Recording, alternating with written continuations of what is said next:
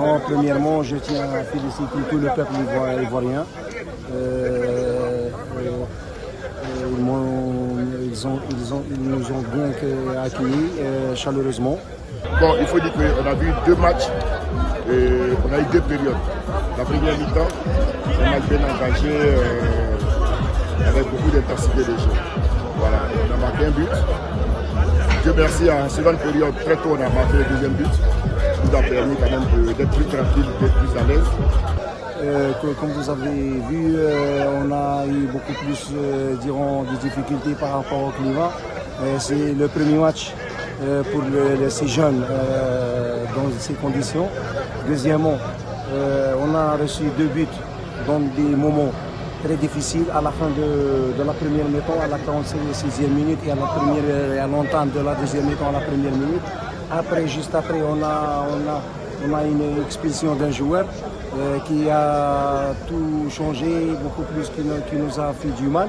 Le carton rouge aussi aidant, on nous a permis aussi de pouvoir baisser et puis chercher à construire tout en passant le match au prochain match.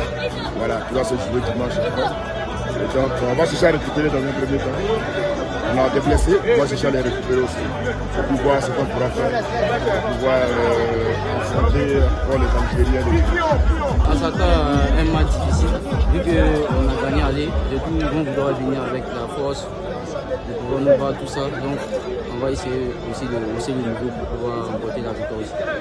Espérons qu'on va retenir des points positifs de tout ce qui est positif et on va essayer de travailler sur nos points négatifs.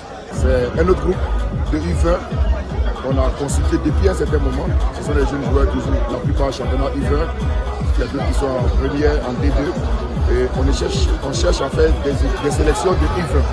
Ça peut être 2 sélections U20 où on pourra tirer toujours un joueur pour venir compléter ceux qui vont faire les U20. Mais en tous les cas, c'est bien pour les jeunes, c'est une belle expérience.